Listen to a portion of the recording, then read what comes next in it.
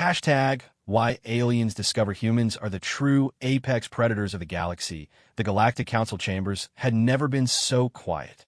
Ambassador Kethvar of the Zephyrian Empire slowly placed his four-clawed hands on the crystalline table, his blue-scaled face showing confusion that bordered on terror.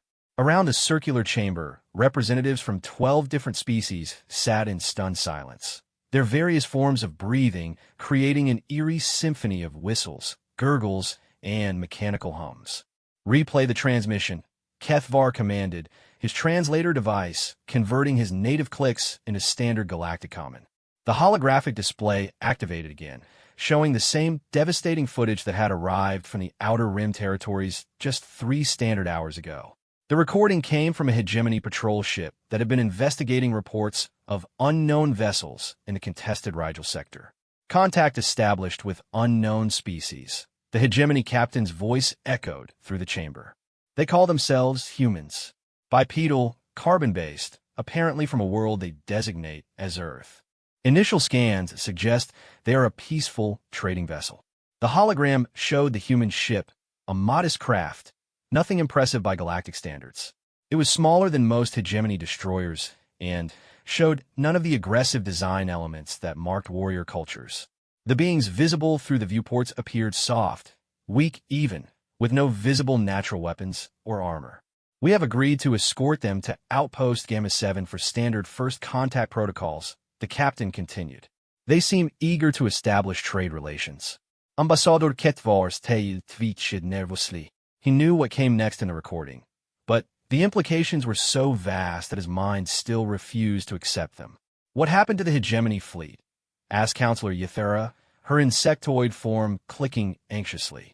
"The transmission cuts off for nearly 6 standard hours." "Keep watching," Kethvar replied grimly. The hologram flickered, then resumed with a timestamp showing the gap Yathera had mentioned. When the image cleared, it showed the same sector of space, but everything had changed. Where once 3 hegemony heavy cruisers had flanked the human vessel, now there was only debris. Twisted metal, frozen atmosphere crystals, and the scattered remains of what had been some of the most powerful warships in the galaxy. The human ship hung in space, apparently undamaged. "By the sacred cores," whispered Teclon, the mechanical representative of the synthetic collective. "How did they destroy 3 hegemony cruisers?" The humans showed no weapons signatures, no energy spikes, nothing that would indicate military capability. The recording continued with a new voice, human this time, speaking in accented galactic common. "This is Captain Sarah Chun of the U.S. Discovery to any vessels receiving this transmission. We were forced to defend ourselves when the escort ships opened fire without warning. We attempted peaceful resolution, but when they targeted our civilian transport, we had no choice but to respond with appropriate force." Appropriate force. The words hung in the air like a toxic cloud. 3 of the most advanced warships in known space had been reduced to scrap metal, and the humans called it appropriate force. "Surely there must be some mistake," said Counselor Brixtel, his gaseous form shimmering with uncertainty inside his containment suit. "Perhaps these humans have allies we don't know about. Hidden fleets, advanced weapon platforms." Kethvar activated another section of the recording. This one came from the hegemony's automated sensor networks throughout the sector. The data was clear and terrifying. Only the human ship had been present during the engagement. "No hidden flyets, no veapon platforms, no mysterious allies." "The temporal analysis is what concerns me most," Kethvar continued. "From a moment the hegemony ships opened fire to their complete destruction was exactly 4 minutes and 37 seconds. That's faster than most species can even charge their primary weapons." A collective shudder ran through the chamber. The hegemony were not a species to be taken lightly. Their military doctrine had dominated 2 spiral arms of the galaxy for over 3,000 years. Their ships were designed by the finest military engineers, their weapons capable of glassing entire planets. The idea that a single unknown vessel could destroy 3 of their cruisers in less than 5 minutes challenged everything the galactic community thought they knew about warfare. "Perhaps," suggested Thera carefully, "we should examine what we know about these humans more closely." Kethvar nodded, and activated the intelligence summary that had been hastily compiled over the past several hours. According to long-range surveys, Earth is located in what we've designated as Sector 7G Prime, approximately 27,000 light-years from Galactic Center. The system appears unremarkable: single yellow star, several rocky planets, some gas giants. The planet Earth itself shows signs of a developing civilization. Developing? Teclon's optical sensors focused sharply. You mean they're not even space-capable? That's what makes this so disturbing, Kethvar replied. According to our deep-range scans from 50 years ago, humans had barely achieved powered flight. Their technology level was consistent with pre-spaceflight civilizations. Yet somehow, they've not only reached interstellar capability, but have developed weapons that can destroy our most advanced warships. The chamber fell silent again as the implications sank in. 50 years was nothing in galactic terms, barely a blink of an eye for most species. The idea that any civilization could advance from primitive aircraft to starship-killing weapons in such a short time was unprecedented. "We need more information," declared Yathera.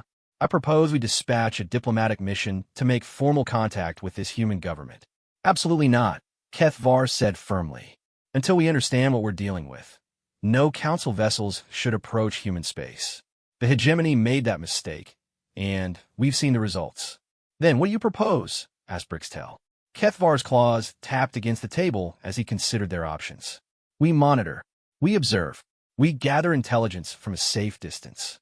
And we do not, under any circumstances, give these humans any reason to consider us a threat." "You're suggesting we treat them as a hostile force based on one incident?" Teclon's voice carried a note of disbelief. "I'm suggesting we treat them as an unknown quantity with demonstrated capability to destroy our ships," Kethvar corrected. "The hegemony thought they were dealing with primitives too. Now their fleet is space debris." The discussion was interrupted by an urgent chime from the communications console. Kethvar activated it, and the face of Commander Vextar from Galactic Intelligence appeared on screen. "Ambassador, we have a situation," Vextar reported. "Long-range sensors have detected multiple human vessels leaving their home system. They're spreading out across several vectors, and their speed is concerning." "How concerning?" Kethvar asked, though he suspected he didn't want to know the answer. "They're traveling at velocities that should be impossible without causing fatal acceleration forces to organic crew members. Yet our bioscanners confirm living beings aboard all vessels. Either they've developed gravity compensation technology beyond anything we possess, or what? Itara demanda. Or they're naturally capable of surviving forces that would liquefy most known species." The chamber erupted in shocked exclamations and nervous chatter. Kethvar called for order, but his mind was racing. First impossible weapons, now impossible endurance. What exactly were these humans? "Commander, how many vessels are we tracking?" he asked. 17 so far, but the numbers keep growing. They appear to be launching new ships every few hours. At this rate, they'll have explored half the local spiral arm within a standard year. Kethvar felt his scales darken with worry. "Have any of them shown hostile intent?" "That's what makes this even more disturbing," Vextar replied. "Every ship we've observed has responded to scanner contacts with what appears to be friendly communication attempts. They seem genuinely interested in peaceful contact. But, Ambassador, their very presence is having unexpected effects." "What kind of effects?" "Wildlife on monitoring stations goes silent when human ships pass nearby.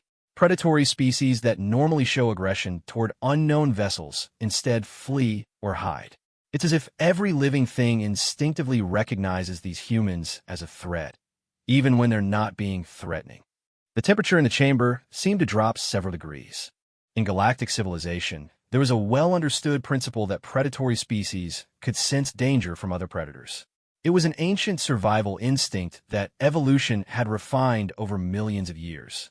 If creatures throughout space were instinctively fleeing from humans, it suggested something about their nature that terrified Kethvar to contemplate.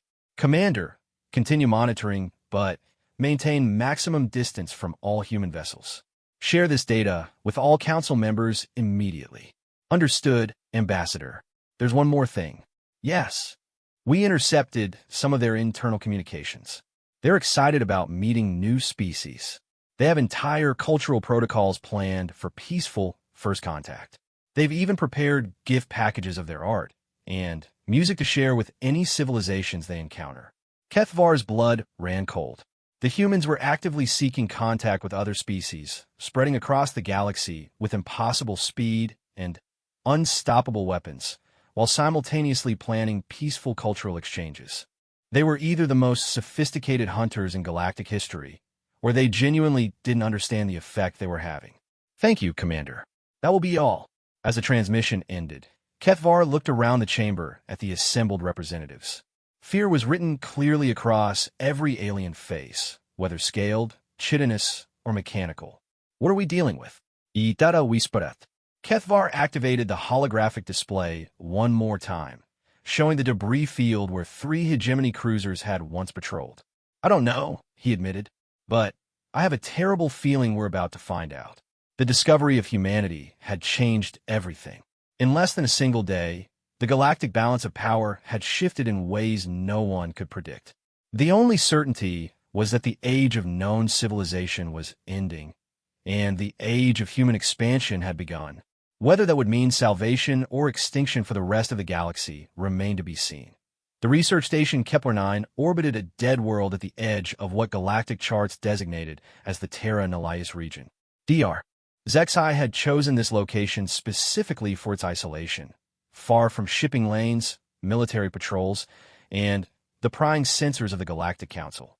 For the past 6 months, she had been conducting the most dangerous research project of her career. She was studying humans. Her laboratory was a maze of displays showing intercepted transmissions, biological data, and tactical analyses. The walls were covered with star charts tracking human expansion, each new red dot representing another vessel spreading deeper into the galaxy. The pattern was both beautiful and terrifying, like watching a biological infection spread across healthy tissue. Computer, display analysis summary for human specimens, Zexai commanded, her 6 arms manipulating different control interfaces simultaneously. Warning, information classified as potentially dangerous to galactic stability. The computer replied in its emotionless synthetic voice. Override. Authorization Zexai Alpha 77. Override accepted. Displaying human analysis. The main screen filled with data that would have caused panic throughout civilized space if anyone else had access to it. Zexai had been collecting information about humans for months, piecing together a picture that defied everything science understood about evolution and civilization. Physical analysis flashed across the top of the screen. Below it, a 3-dimensional model of a human rotated slowly, with various systems highlighted in different colors. Bone density 40% higher than galactic average for bipedal species, Zexai read aloud, her voice filled with scientific fascination and growing dread.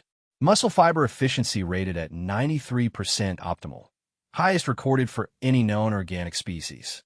Cardiovascular system capable of sustaining extreme performance under stress conditions that would cause cardiac failure in most galactic citizens.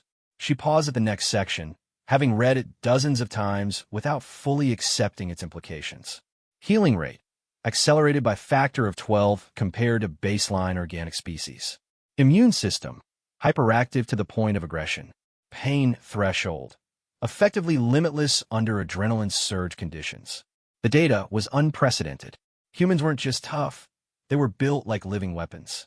Every system in their bodies was optimized for survival in conditions that would kill most other species. But that wasn't the worst part. Computer, display neurological analysis. The human brain model appeared, with various regions pulsing in different colors as the computer highlighted active areas. Zexai's tentacles curled with anxiety as she reviewed findings that challenged every assumption about intelligence and consciousness.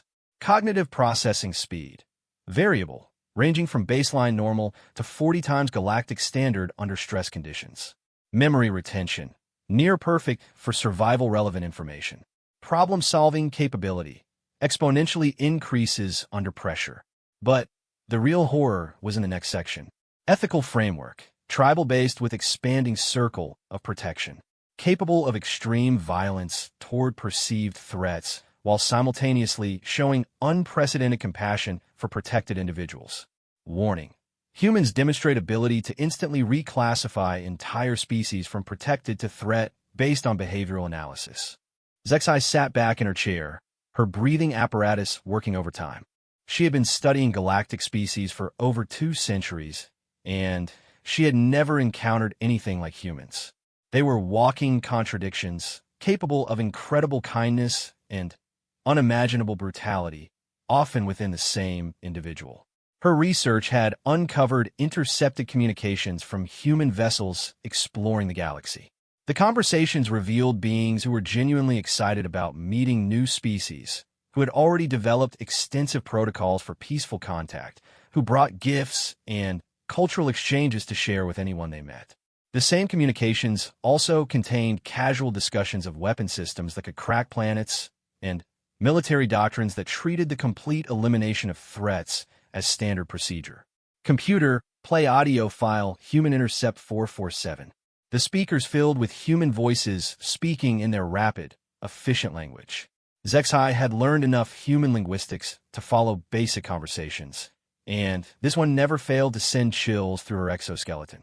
Captain, we're approaching the hegemony contact point. Should I prepare the diplomatic package? Absolutely, Jenkins. Full cultural exchange protocol. Art, music, literature. Let's show them the best of humanity. Understood, Mom.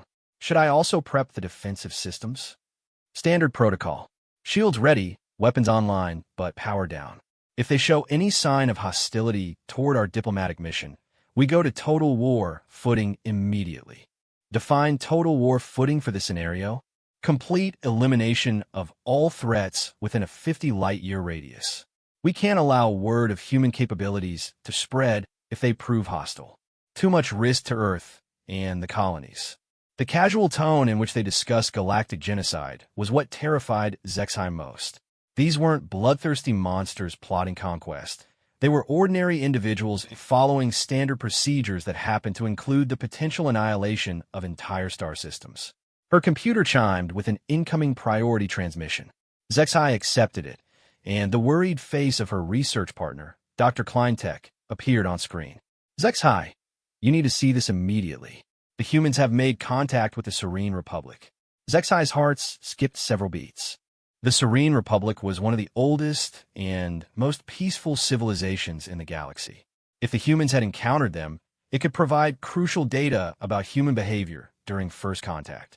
Send me the data stream, she commanded. It's happening right now. Live transmission from the border systems. The screen split to show a real-time feed from a Serene Republic monitoring station. In the center of the image hung 2 ships, elegant, crystalline vessel of serene design, and a blocky, utilitarian human craft. The contrast was striking. The serene ship looked like a work of art, all flowing curves and beautiful proportions. The human ship looked like it had been designed by someone who had never heard of aesthetics, but cared deeply about functionality. Audio feed is coming through now, Kleintek reported. The conversation between the 2 species was everything the galactic community could have hoped for in a first contact scenario. The Serene Republic representatives were speaking in their famously melodious language, expressing joy at meeting a new species and offering to share their accumulated wisdom and culture. The humans responded with equal enthusiasm, their translator working overtime to convey their excitement about meeting such an ancient and peaceful civilization. They offered gifts, asked questions about serene art and philosophy, and seemed genuinely honored to make contact. This is wonderful, Zexai whispered. Perhaps we misjudged them. Perhaps they really are as peaceful as they appear. Then, something changed in the conversation. The Serene representative mentioned that they were surprised humans had developed space travel so quickly, noting that their records showed human civilization achieving flight only 50 years ago.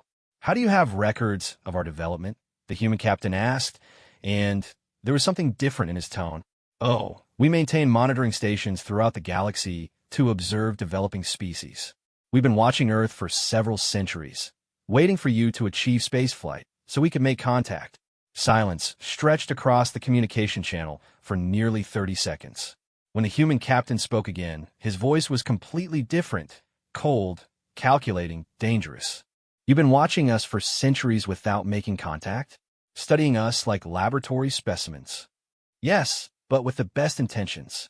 We wanted to ensure you were ready for galactic civilization before you observe our species through wars, plagues, famines, and natural disasters, and you never offered assistance. The serene representative seemed confused by the hostility in the human's voice. Interference with developing species is forbidden by galactic law. We couldn't interfere with your natural evolution. Natural evolution. The human captain repeated the words like they tasted poisonous. Computer, how many human beings have died in the past century from causes that this species could have prevented with their advanced technology? Calculating. Approximately 47 million deaths from disease, famine, and natural disasters that could have been prevented with serene Republic technology. Zexhai watched in growing horror as the mood of the entire encounter shifted. She could see the human ship's weapon systems powering up on the serene monitoring displays. Captain, please understand, we meant no harm, the serene representative pleaded. It is our way to allow species to develop naturally. We never intended 47 million people, the human captain interrupted. You sat in your crystal ships and watched 47 million human beings die when you could have saved them. And you call that peaceful. We followed galactic law. We couldn't interfere. Your law, not ours. Computer, classify the Serene Republic as hostile to human interests. Classification complete. Standing by for orders. The transmission cut off abruptly. Within minutes, long-range sensors detected the complete destruction of the Serene monitoring station. The ancient, beautiful crystalline ship was simply gone, reduced to component atoms by weapons that left no trace of their mechanism. Zexhai stared at the empty space where the station had been, her mind struggling to process what she had just witnessed. The humans had committed genocide against one of the most peaceful species in the galaxy because they had failed to intervene in human development.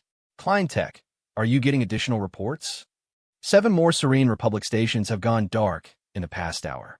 The humans appear to be systematically hunting down every monitoring post they can find. Zexhai's research suddenly took on a new and terrible urgency. The humans weren't just physically dangerous. They had a completely alien moral framework that could justify mass murder as a reasonable response to perceived neglect. Computer, emergency analysis. Based on all available data, predict human response to the discovery of widespread galactic surveillance. Warning, analysis suggests catastrophic scenarios. Humans demonstrate pattern of total elimination of perceived threats to their species. If they discover the extent of galactic monitoring and non-interference protocols, probability of systematic extermination campaigns exceeds 90%. The screen filled with projections that made Zexhai's blood freeze. Star maps showing the systematic elimination of every major galactic civilization. Population centers being destroyed, not out of malice, but as a logical response to what humans would perceive as criminal negligence on a galactic scale. Her computer chimed again with an incoming message from Galactic Intelligence. The text was brief and terrifying. All monitoring of human space has been compromised. Human vessels are actively hunting our observation posts using technology that should not exist. Estimate 60% of our intelligence network in that sector will be eliminated within 72 hours. Recommend immediate evacuation of all personnel to minimum safe distance of 500 light-years. Zexhai realized with growing panic that her own research station was probably on the human target list. She had been intercepting their communications, analyzing their biology, and tracking their movements for months. If they discovered Kepler-9, they would classify her as a hostile surveillance operative and respond accordingly. She began frantically uploading her research to hidden storage nodes throughout the galaxy while simultaneously preparing the station's emergency evacuation protocols. The data had to survive even if she didn't. Galactic civilization needed to understand what they were facing. As she worked, her sensors detected a new contact at the edge of the system. A human ship had just emerged from hyperspace and was heading directly toward Kepler-9. Somehow, they had found her. The evacuation alarm screamed through Dr. Zexhai's research station as she frantically uploaded the last of her data files to the secure quantum storage network. Her 6 arms moved across multiple control panels simultaneously, executing emergency protocols that should have taken hours in mere minutes. The approaching human vessel was still 12 hours away at its current speed, but Zexai had learned enough about human capabilities to know that 12 hours might as well be 12 minutes. Computer, confirm data, upload completion, she commanded while simultaneously activating the station's self-destruct sequence. Upload complete.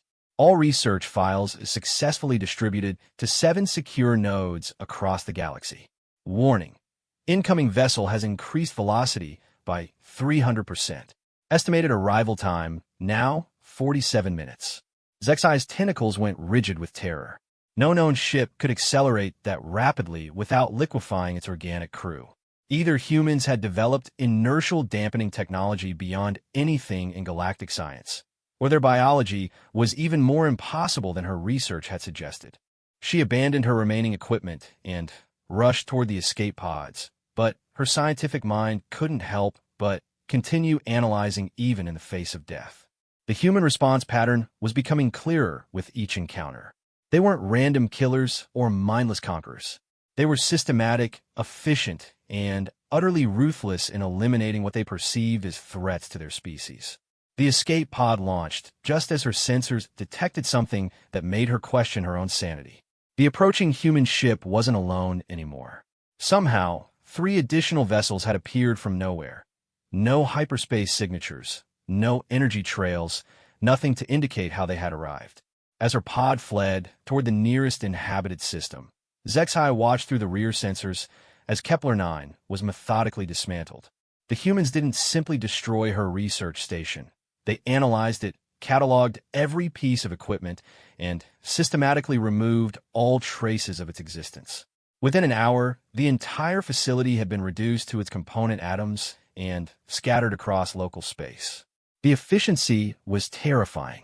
More terrifying was the implication that humans were not only hunting surveillance posts, but studying them to understand galactic technology and capabilities. 3 days later, Zexai found herself in the emergency session chamber of the Galactic Council, presenting her findings to an audience of terrified alien representatives. The chamber was packed beyond capacity, with delegates from species she had never seen before appearing via hologram from across the galaxy. "The situation has deteriorated beyond our worst projections," she reported, her voice amplified throughout the chamber. "Human expansion has accelerated exponentially. They're not just exploring anymore. They're actively hunting down every species that has been observing them." Ambassador Kethvar activated a galactic display that showed the current tactical situation. Red dots indicated human vessels, blue dots showed known alien outposts, and yellow indicators marked recent battle sites. The pattern was unmistakable and horrifying.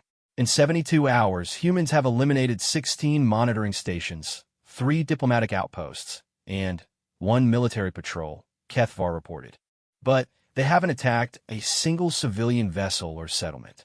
They seem to be targeting only government and military installations. That suggests intelligence and planning. Observe Counselor Yathera. They're not randomly violent. They have specific objectives. My research confirms this. Humans operate on what they call a threat assessment protocol. They categorize other species as either neutral, protected, or hostile based on actions, not intentions.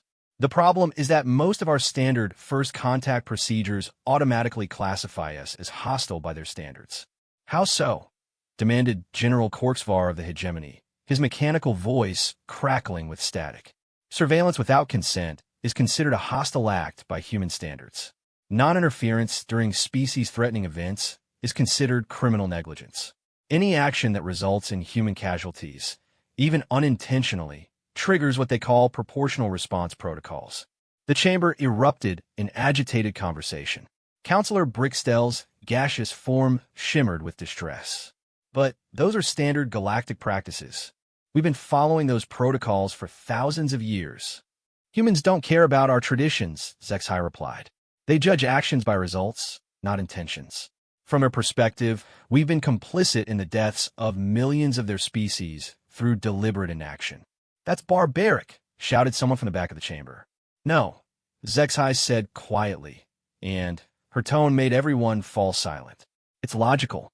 I've analyzed thousands of human communications, and their moral framework is actually quite consistent. They protect what they consider innocent with fanatical devotion, and they eliminate threats with equal dedication. The problem is that their definition of innocent and threat doesn't match ours. Ambassador Kethvar activated a new display showing intercepted human communications. Dr. Zexhai, please explain what we learned from the New Geneva incident. Zexhai felt her organs clench with remember horror. 73 hours ago, a human colony ship designated New Geneva encountered a Drakmarian slave raid in progress. The Drakmarians had captured approximately 400 Ventari civilians for processing into their labor camps. She paused, knowing that what came next would shock even this assembly of hardened diplomats and military leaders. The human response was immediate. They didn't attempt negotiation or contact their government for instructions. The colony ship, which our intelligence indicated was a civilian vessel with minimal defenses, destroyed the entire Drakmarian fleet in 11 minutes. How many ships? General Korksvar asked. 47 Drakmarian vessels, including 3 dreadnoughts and a command carrier. Total Drakmarian casualties, approximately 12,000 personnel. The silence in the chamber was absolute. The Drakmarian Empire was one of the galaxy's major military powers. Their fleets feared throughout 3 spiral arms. The idea that a single civilian ship could eliminate 47 warships was beyond comprehension. But here's what's truly terrifying, Zexhai continued. The humans then spent 6 hours providing medical care to the rescued Ventari. They shared food, medicine, and temporary shelter. They comforted traumatized children and treated wounded civilians with what the Ventari described as infinite compassion. The same beings who had just committed mass murder were simultaneously showing unprecedented kindness to the victims. The Ventari delegation has formally requested protection from humanity, calling them the guardian angels of the galaxy. Counselor Yathura's insectoid features twisted with confusion. How can they be both saviors and destroyers? Because they're apex predators, Zexhai explained. My biological analysis confirms it. Humans evolved as persistence hunters on a death world that killed 99% of species that attempted to colonize it. They're designed to be pack hunters capable of incredible violence, but their pack protection instinct extends to any species they classify as innocent. She activated a detailed biological display showing human neurological structures. Look at their brain chemistry. They can literally switch between protective and aggressive modes instantly based on threat assessment. When they perceive something as helpless or innocent, their nurturing instincts are stronger than those of any other known species. When they perceive a threat to their protected group, they become killing machines with no capacity for mercy or negotiation. General Korksvar leaned forward with interest. Are you suggesting they can be negotiated with? Not negotiated with, Zexhai corrected, but they could be befriended. The key is understanding their protection hierarchy. Humans will die for their children, kill for their families, fight wars for their tribes, and commit genocide for their species. But if you can get yourself classified as pack member or protected innocent, they'll extend that same fanatical loyalty to you. How do we achieve that classification? Kethvar asked. We stop being threats and start being vulnerable, Zexhai replied. We show them our children, our sick, our elderly.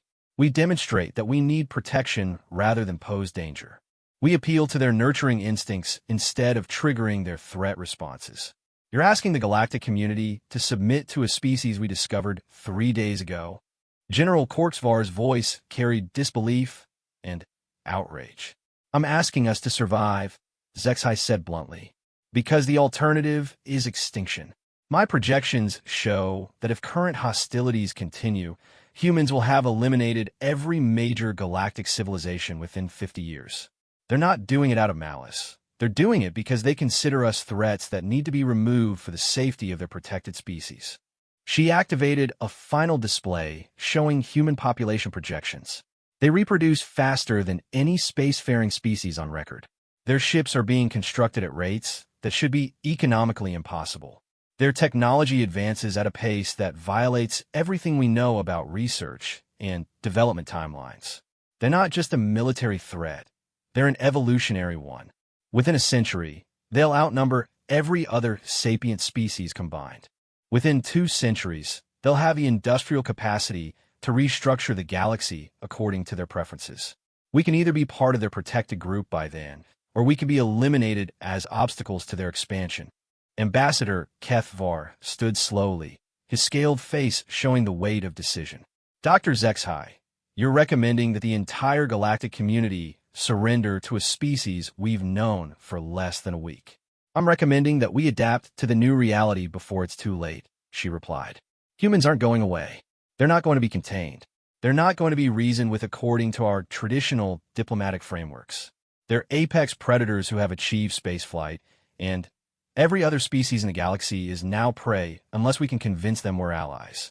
The chamber fell silent as delegates absorbed the implications.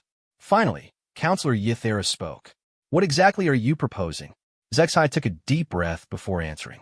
We make first contact on their terms. We approach them not as equals or superiors, but as potential friends seeking protection. We show them our vulnerabilities instead of our strengths. We ask for their help instead of offering our own. And if they refuse? General Korksvar asked. Then we run, Zexhai said simply. We evacuate every world within 500 light-years of human space, and hope they're content to let us exist on the far side of the galaxy. And if they're not content with that, Zexhai looked around the chamber at the assembled representatives of galactic civilization, species that had ruled the stars for millennia, that had built wonders beyond imagination, that had considered themselves the height of evolutionary achievement. Then we pray that when they finish reshaping the galaxy, they remember us fondly enough to preserve a few museums. The vote to attempt peaceful contact with humanity passed by the narrowest possible margin. As delegates filed out of the chamber to prepare for what might be the most important diplomatic mission in galactic history, Zexhai remained behind, staring at the tactical display showing human expansion. She wondered if they were already too late. The diplomatic vessel Harmony's Dream drifted in empty space at the coordinates Dr. Zexhai had calculated would intersect with human expansion routes. Ambassador Kethvar stood on the bridge, his 4 clawed hands trembling slightly as he reviewed the unprecedented first contact protocols they had developed. Remember, he addressed his mixed-species crew, we approach as supplicants, not equals. We show vulnerability, not strength. We ask for protection, not alliance. The words felt like poison in his mouth. In 3 centuries of diplomatic service, Kethvar had never imagined a scenario where the galaxy's most advanced civilizations would need to beg for mercy from a species that had achieved spaceflight only decades ago. Contact, announced Sensor Operator Trill X, her crystalline form chiming with excitement and terror. Human vessel approaching from Vector 7 Mark III. Estimated arrival in 40 minutes. Begin broadcasting the prepared message on all frequencies, Kethvar ordered. And activate the civilian identification protocols. The Harmony's Dream powered down all weapons systems, opened all cargo bays for inspection, and began transmitting everything from children's artwork to medical records of their sick and elderly. If Dr. Zexhai's analysis was correct, this display of vulnerability would trigger human protective instincts rather than aggressive ones. As the human ship approached, Kethvar found himself studying the alien vessel with fascination and dread. Unlike the elegant designs favored by most galactic civilizations, the human craft looked purely functional. All angles and armor plating, with weapon ports that had clearly been designed for efficiency rather than aesthetics. Incoming transmission, reported Communications Officer Yenthdar. They're responding to our message. Put it through. The main screen flickered to life, revealing a human face that seemed simultaneously young and ancient. The being had soft features that suggested a peaceful nature, but eyes that held a depth of experience that made Kethvar's scales itch with unease. This is Captain Maria Santos of the UES Protector, the human said, her voice carrying an accent that their translators couldn't quite identify. We received your distress call requesting protection and assistance. Are you under immediate threat? Kethvar felt a moment of confusion before realizing that the humans had interpreted their vulnerability display as a genuine distress signal. It was exactly the response Dr. Zexhai had predicted. Captain Santos, I am Ambassador Kethvar of the Galactic Council. We come seeking peaceful contact with your species and to request your protection for our civilizations. The human's expression shifted subtly, and Kethvar recognized the look of someone rapidly reassessing a situation. Ambassador, are you saying your government is requesting human protection? From what threat? From you. Kethvar replied honestly. Our intelligence suggests that humanity considers the Galactic Council a hostile force due to our historical surveillance and non-interference policies. We wish to avoid conflict and seek integration into your protection protocols. Silence stretched across the communication channel for nearly 30 seconds. When Captain Santos spoke again, her voice carried a note of disbelief. You're asking us to become your protectors because you're afraid we'll attack you? That is correct. And you believe we would accept responsibility for protecting species that have been spying on us. Kethvar's heart hammered against his ribs as he realized the conversation was heading in a dangerous direction. We hope that you would consider our civilian populations innocent of government policy decisions. Another long pause. Then, Captain Santos did something completely unexpected. She laughed. It wasn't a cruel or mocking laugh, but one filled with genuine amusement and what sounded like relief. Ambassador, I think there's been a significant misunderstanding. May I come aboard your vessel to discuss this situation face to face? Do you want to board our ship? Personally, standard human diplomatic protocol. We prefer personal contact when possible. I'll bring a small security detail, 2 personnel, and would appreciate the same courtesy from you. Kethvar found himself agreeing before his conscious mind had fully processed the implications. Within an hour, he was standing in the Harmony's Dreams main conference room, watching 2 humans in what appeared to be ceremonial uniforms materialize from their transport beam. The humans were smaller than he had expected. Captain Santos stood barely chest-high to his own considerable frame, and her security detail looked more like scholars than warriors. They carried no visible weapons and moved with a casual grace that suggested confidence rather than aggression. Ambassador Kethvar, Captain Santos said, extending her hand in what Kethvar's cultural briefings had identified as a human greeting gesture. Thank you for agreeing to this meeting. I believe we have much to discuss. As they settled around the conference table, Kethvar found himself studying the human captain with growing confusion. She seemed genuinely pleased to meet him, asking questions about his species, their culture, and their needs with what appeared to be sincere interest. Captain, he finally ventured, our intelligence reports suggest that humanity has been systematically eliminating galactic surveillance posts and military installations. We assumed this meant you considered us enemies. Captain Santos nodded gravely. That's accurate, but incomplete. We've been eliminating surveillance posts and military installations operated by governments that have been watching our species die for centuries without offering assistance. We haven't attacked any civilian targets or non-military personnel. The distinction is important to your people. Absolutely critical, she replied. Human military doctrine makes a strict separation between combatants and non-combatants. We hold governments and military forces responsible for their actions, but we don't extend that responsibility to civilian populations. She leaned forward, her expression becoming more serious. Ambassador, may I ask you a personal question? Of course. When your government was watching humanity develop, watching us struggle through wars and plagues and famines, did you personally advocate for intervention? Kethvar felt his scales darken with shame. I was not involved in those decisions. But if I had been, I would have followed galactic law and maintained non-interference. Why? The simple question hit him like a physical blow. Because it's always been our way. Because interference with developing species leads to dependency and stunted growth. And if following that law meant watching children die of diseases you could easily cure, Kethvar found himself unable to answer. The human's question cut to the heart of moral assumptions he had never questioned. Ambassador, Captain Santos continued gently, we don't hold you personally responsible for policies you didn't make. But we do hold your governments responsible for choosing law over life. That's why we've been targeting government and military installations. What do you want from us?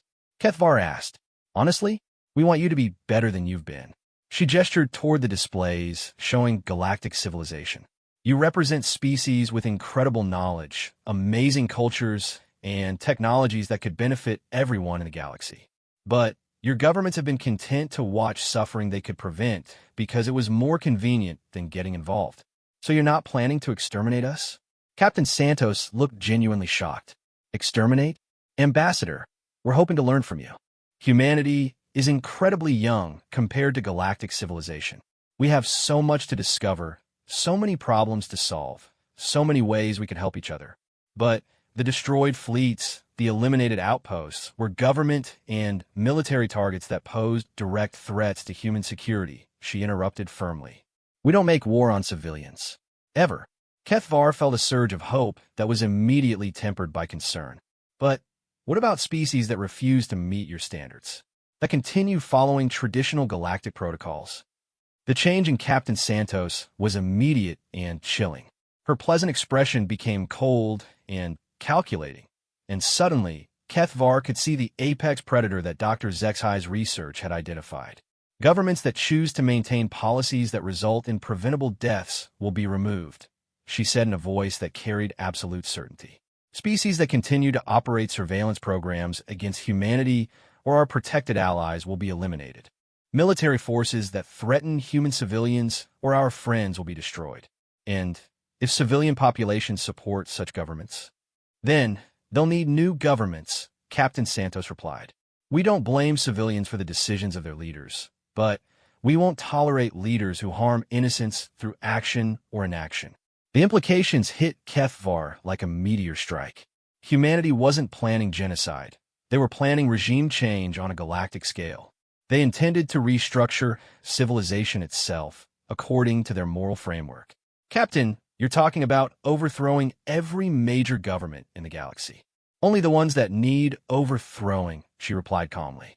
Species that demonstrate genuine commitment to protecting innocent life and preventing unnecessary suffering will find humans to be valuable allies.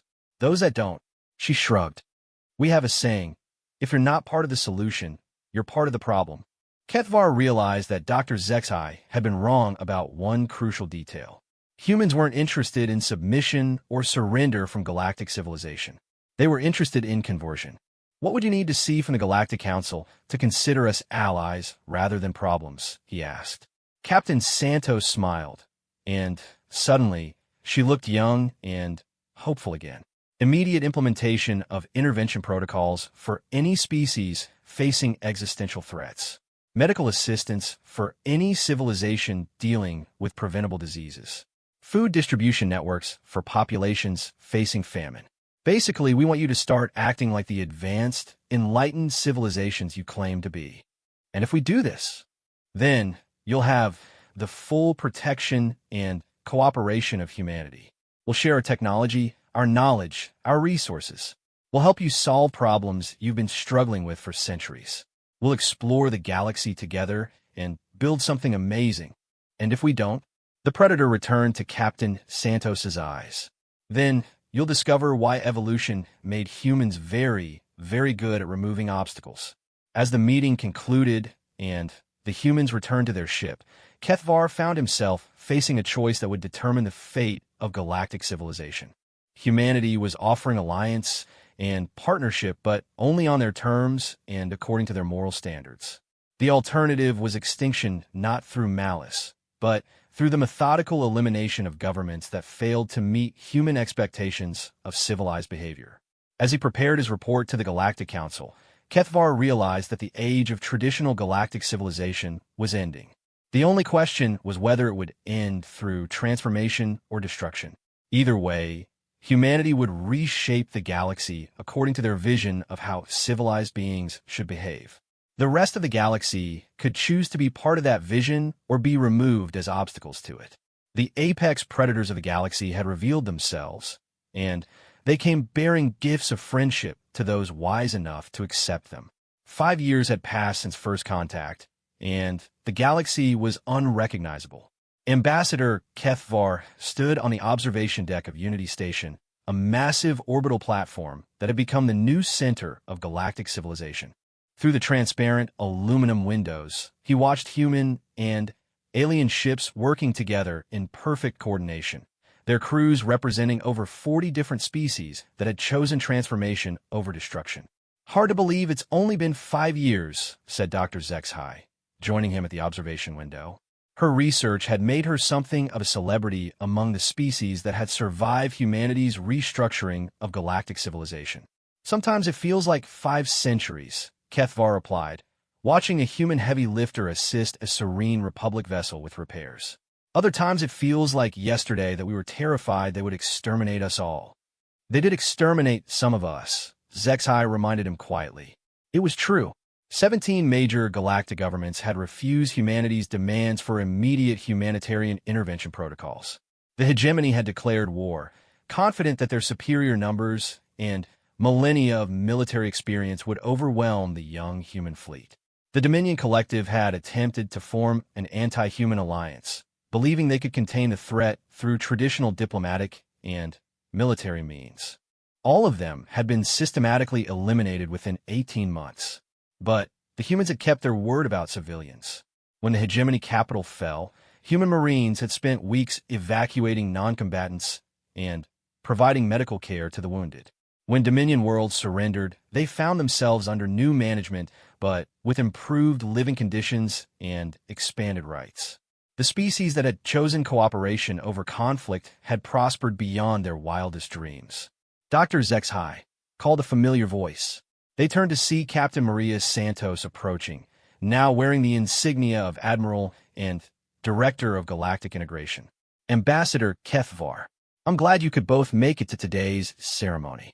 Today marked the 5th anniversary of what historians were already calling the transition, the point at which humanity had officially assumed responsibility for galactic civilization.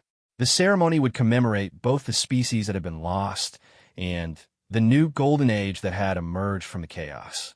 Admiral Santos, Kethvar said, still marveling at how young humans looked even after years of experience. The integration reports show remarkable progress. Remarkable is one word for it, Santos replied with a smile. Miraculous might be more accurate. When we started this process, I never imagined we'd see such rapid transformation. She gestured toward a holographic display showing galactic statistics. The numbers told an incredible story of change and growth. Preventable death from disease down 94%. Famine eliminated on over 3,000 worlds. Interspecies conflicts reduced to near zero. Scientific advancement accelerated by an average of 400% across all participating civilizations. The keyword being participating, Zexhai observed. Santos nodded soberly. Yes. We lost 17 species to their government stubbornness. But we saved billions of individual lives in the process. It was the dark side of humanity's transformation of the galaxy. They had meant what they said about protecting innocent life, and they had followed through with terrifying efficiency. Governments that continued policies resulting in preventable deaths had been replaced, sometimes through negotiation, sometimes through force. The Drakmarian Empire's leadership had been eliminated overnight when they refused to end their slave trade. The corporate syndicate had been dismantled when they wouldn't stop exploiting primitive worlds for resources. The Iron Compact had been destroyed when they attempted to use biological weapons against human civilian targets. In each case, the human response had been swift, decisive, and absolutely final. Admiral Kethvar said carefully, there are still species in the outer rim that haven't made contact with human expansion. What happens when you encounter civilizations that have never heard of your requirements? Same as always, Santos replied. We make contact, explain our expectations, offer assistance, and alliance. If they agree to protect innocent life and prevent unnecessary suffering, they become part of the galactic community. If they don't, she didn't need to finish the sentence. Everyone knew what happened to species that failed humanity's moral tests. Doesn't that concern you? Zexhai asked. That you're essentially forcing your value system on the entire galaxy? Santos was quiet for a long moment, watching the activity outside the station. When she spoke, her voice carried the weight of difficult decisions and sleepless nights. Dr. Zexhai, 5 years ago we found a galaxy where advanced civilizations watched children die rather than share medicine, where slave trades operated openly while enlightened species looked the other way because it wasn't their business, where military powers committed genocide and called it population management. She turned to face them both, and they could see the determination that had driven humanity to reshape civilization itself. If forcing our value system on the galaxy means children don't die of preventable diseases, then, yes, we'll force our values on everyone. If imposing our moral framework means ending slavery and genocide, then we'll impose it without apology. But what if you're wrong? Set high pets. What if there are situations where non-interference really is the better choice? What if there are cultures that prefer to handle their own problems, even if it means more suffering in the short term? Then they can make that argument to us and try to convince us, Santos replied. But they'll need to provide very compelling reasons why innocence should suffer for the sake of cultural autonomy. And I have to warn you, humans are not easily convinced that suffering is ever necessary when alternatives exist. A chime sounded throughout the station, signaling the beginning of the anniversary ceremony. As they made their way to the main assembly hall, Kethvar found himself reflecting on the incredible transformation he had witnessed. The hall was filled with representatives from dozens of species, all working together on projects that would have been impossible under the old Galactic Order. Medical teams were sharing treatments that had eliminated diseases that had plagued the galaxy for millennia. Agricultural specialists had ended famine on worlds that had struggled with food scarcity for centuries. Engineers were collaborating on infrastructure projects that connected civilizations in ways never before imagined. But it wasn't just the practical improvements that amazed him. The galaxy had become more peaceful, more cooperative, more unified than at any time in recorded history. Species that had barely tolerated each other were now close allies, working together toward common goals. Ladies, gentlemen, and beings of all classifications, Admiral Santos announced from the podium, today we commemorate 5 years of galactic cooperation and remember those we lost along the way. The ceremony began with a moment of silence for the species that had chosen destruction over transformation. Despite everything they had done, humans still mourned their enemies. It was perhaps the most alien thing about them, their capacity to feel genuine sorrow for those they had been forced to destroy. 5 years ago, Santos continued, humanity encountered a galaxy that had forgotten what civilization really means. Today, we stand together as true citizens of a universe where every sapient being has value, where every child has a chance at a future, where every species can contribute to our collective growth. She activated a display showing current galactic statistics compared to those from before human contact. The improvements were staggering, not just in technological advancement, but in quality of life, peace, and cooperation across all participating civilizations. But we must never forget that this transformation came at a cost, Santos said, her voice becoming solemn. We lost 17 civilizations because their governments chose pride over wisdom, tradition over compassion. Those losses weigh heavily on every human soul. Yet from those losses came salvation for billions. Children who would have died now live. Slaves who would have suffered are free. Wars that would have raged have been prevented. We honor the dead by ensuring their sacrifice leads to a better galaxy for all. The ceremony continued with presentations from various species about how integration with humanity had affected their civilizations. The reports were universally positive: improved healthcare, better education, expanded rights, increased prosperity. But Ketvar noticed something interesting in the presentations. While every species praised humanity's contributions, none of them talked about human dominance or rule. Humans had indeed taken responsibility for galactic civilization, but they had done so as protectors and partners rather than as conquerors. Admiral, he asked during the reception following the ceremony, I noticed that humans hold very few direct leadership positions in galactic government. Why is that? Santos smiled and gestured around the room, where human and alien representatives work together with easy familiarity. Because we don't want to rule the galaxy, Ambassador. We want to protect it. There's a significant difference. I'm not sure I understand. Humans excel at identifying and eliminating threats, she explained. We're very good at making hard decisions and enforcing necessary changes. But we're not necessarily the best at day-to-day governance or cultural management. That's where our partners excel. She pointed toward a group of Serene Republic representatives working with human engineers on a terraforming project. The Serene have wisdom we lack. The Zephyrians have artistic sensibilities we can barely comprehend. The Collective has logical processing capabilities that complement our intuitive decision-making. So you see yourselves as guardians rather than rulers? Exactly. We provide security, enforcement, and strategic direction when necessary.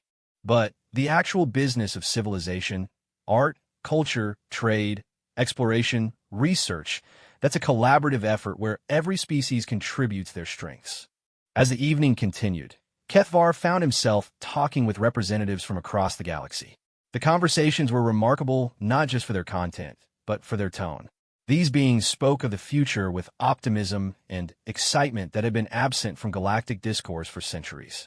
"Ambassador," said Counselor Yathera, approaching with a drink that would have been toxic to most species, but was perfectly safe for his biology, "I wanted to thank you personally for your courage 5 years ago." "My courage? Your recommendation that we approach humanity as supplicants rather than equals. If we had followed traditional diplomatic protocols, my species would likely be extinct." It was true. The species that had survived and thrived were those that had quickly understood humanity's moral framework and adapted to it. Those that had insisted on maintaining traditional galactic power structures had been swept aside. "I was just following Dr. Zexhi's research," Kethvar replied modestly. "Research that saved billions of lives," Yathera said. "The humans were exactly what you predicted, apex predators with an absolute commitment to protecting those they consider innocent. Learning to be innocent in their eyes was the key to survival." As the ceremony wound down and delegates began returning to their various worlds and stations, Kethvar found himself alone with Admiral Santos on the observation deck where the evening had begun. "Admiral, may I ask you a personal question?" "Of course. Do you ever regret the path humanity chose? The violence, the forced changes, the lost civilizations?" Santos was quiet for a long time, staring out at the bustling activity of the station. When she finally spoke, her voice carried the weight of difficult choices and their consequences. "Ambassador, every human in the fleet carries the weight of those decisions. We remember every ship we destroyed, every government we toppled, every life that was lost. We honor them in our databases and mourn them in our ceremonies. But we don't regret them, because for every life we took in combat, we saved hundreds through intervention. For every government we destroyed, we freed millions from oppression. For every civilization we ended, we created opportunities for dozens more to flourish." She turned to face him, and in her eyes he saw both the compassion and the terrible determination that defined humanity. "The galaxy is a better place than it was 5 years ago. Not perfect, but better. Children are living who would have died. People are free who would have been enslaved. Species are cooperating who would have been at war. And if you encounter another species in the future that refuses to meet your standards, then we'll do what we've always done," Santos replied simply. "We'll give them every opportunity to choose cooperation over conflict. We'll offer assistance, partnership, and friendship. But if they choose to harm innocents or maintain systems that cause unnecessary suffering." She didn't finish the sentence, but she didn't need to. Everyone in the galaxy knew what humanity did to those who failed their moral tests.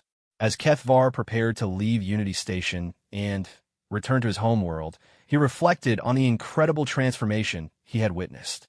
Humanity had indeed revealed themselves as the apex predators of the galaxy. But they had used that position not to dominate or exploit, but to protect and nurture. The galaxy was no longer ruled by ancient traditions or convenient inaction. It was guided by a simple principle that humanity had enforced with absolute determination. If you have the power to prevent suffering, you have the obligation to do so. Those who embraced that principle found themselves welcomed into a galactic civilization more prosperous and peaceful than any in recorded history. Those who rejected it found themselves removed as obstacles to progress. It wasn't the galaxy he had grown up in, but as he watched children of dozens of different species playing together in the station's parks, and as he saw former enemies working side by side on projects that would benefit everyone, Kethvar had to admit it was a much better galaxy. Humanity had kept their promise. They had indeed proven themselves to be the apex predators of the galaxy, and that it turned out was exactly what the galaxy had needed all along.